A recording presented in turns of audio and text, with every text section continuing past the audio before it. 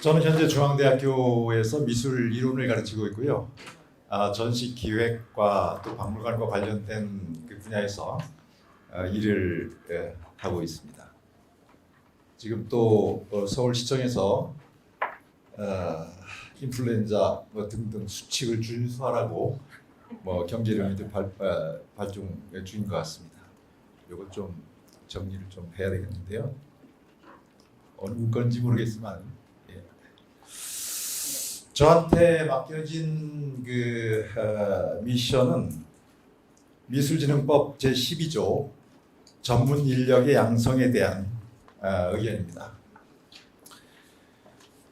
저는 평소에 이제 박물관, 미술관과 관련된 그런 내용들을 공부를 나름대로 해온 터라 박물관 및 미술관 진흥법 그리고 그 상위 모법인 문화예술진흥법 그리고 2021년에 이제 시작되었다고 지금 기억을 하는데요.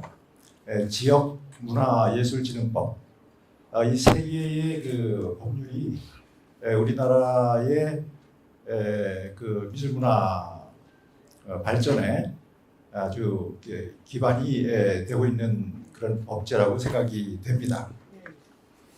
오늘 그 미술진흥법은 사실 다른 그 미술 분야, 공예 분야라든가 서예라든가 분야에 대해서는 좀 늦은 편입니다만은 시의적으로 봤을 때는 대단히 적기에 지금 만들어진 법이라고 생각이 되고요. 그리고 지금 한류라는 이런 그 새로운 그 풍조가 전 세계적으로 강타하고 있는 이런 현실에서 시각 예술 분야가 그 뒤를 이을 그런 이제 태세가 돼 있지 않는가.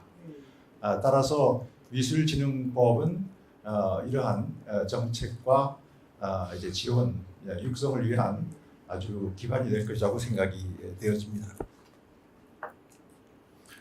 저는 오늘 이와 관련 전문 인력 양성과 관련해서 두 가지만 말씀을 드리려고 합니다. 하나는 전문 인력의 범주가 무언가 하는 내용이고요. 두 번째는 양성기관 지정과 관련된 내용입니다. 우선 양성기관 지정과 관련된 내용은 전문 인력의 관계되는 공예문화진흥법 시행령과 서예진흥법 시행령이 이미 잘 나와 있더라고요. 그래서 이 양성기관이라는 것이 대체적으로 대학과 평생교육기관 그리고 연구소 그리고 기관이나 단체에서 이제 준비를 하고 그것을 국가가 지정하는 이런 형태로 시행령들이 지금 시행이 되고 있는 것 같습니다. 그래서 이것을 고려를 한다 그러면 앞으로 양성기관은 이제 대학뿐만 아니라 이제 연구소까지도 가능하다는 그런 예측을 충분히 해볼 수가 있을 것 같습니다. 그리고 이 전문 인력의 범주인데 일국의 미술 문화의 힘은 작가, 그리고 전시 기획자, 그리고 미술 이론가들, 미술사라든가 미술 비평이라든가 또는 미학이라든가 바탕으로 한 미술 이론가들로부터 나온다고 생각을 합니다. 그런데 이번 미술진흥법의 중심 내용들은 작가와 전시업이 포함되어 있긴 합니다만 화랑업, 경매업, 그리고 자문, 대업, 판매업, 감정업 등 어떻게 보면은 이제 박물관학에서 얘기하고 있는 뮤지올로지가 아니라 뮤지오그래피, 박물관 기술학 쪽에 영역을 초점을 맞춰져 있는 것 같습니다. 물론 이제 미술의 힘은 아까 말씀드렸듯이 작가와 또 전시 기획자와 미술 비평가로부터 시작이 된다고 하지만 이것이 완성은 미술 시장과 기타 여기에 적시된 그런 그 분야에 도움이 없이는 또 그게 현실적으로 크게 어려움을 겪을 수밖에 없다 하는 생각이 듭니다.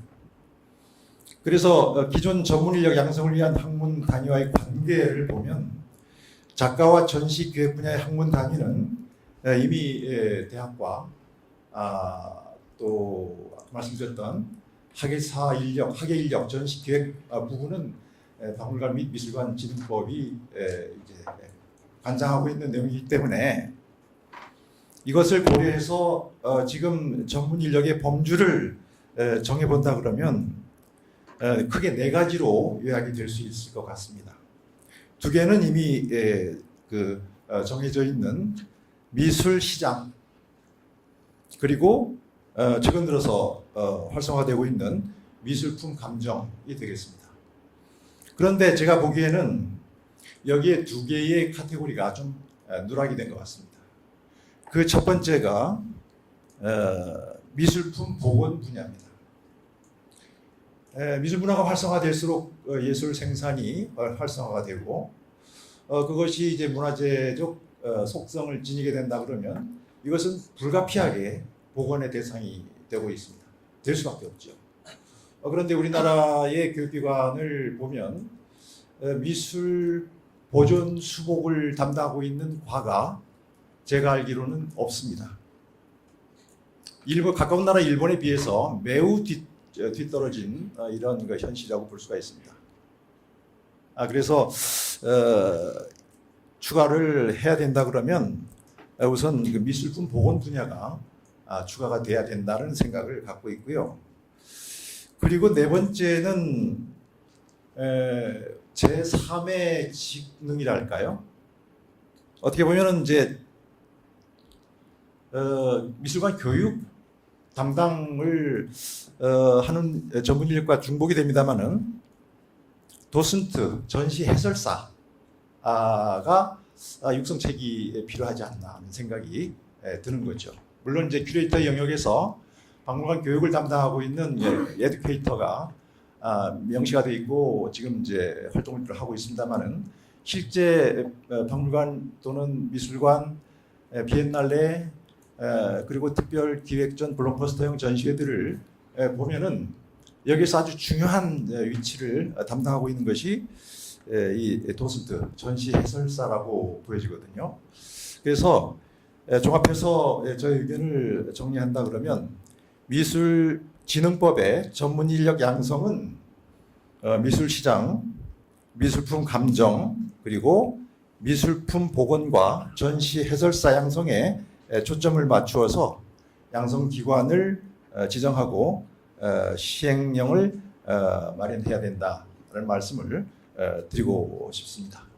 그리고 마지막으로 우리 여기 최원주 서울시립미술관장께서도 같이 하고 있고 우리 모더레이터로 오늘 수고하고 계시는 김영수 선생님께서도 말씀을 하셨지만 저 역시 한 15년 정도 지역신문에 기고를 해오고 있는데 뭐 5만 원 정도가 입금이 돼요. 그래서 이걸 다 합해봐도 15년 동안 내가 얼마나 벌었는지를 가늠을 못할 것 같습니다. 그리고 마침 좋은 정보를 주셨는데 가까운 이웃인 이제 중국에서는 작품 한 점에 해당하는 비평문 글값을 책정하는 게 30여 년 전부터 분위기가 돼 있다는 거예요. 가까운 나라인 중국이 그렇답니다. 1억짜리 10점을 1,000만 원짜리 10점을 전시를 해서 비평문을 쓴다 그러면 1,000만 원 정도의 비평문과 글값이 나온다는 거예요. 굉장히 놀라운 오늘 정보를 듣고 갑니다. 이상입니다.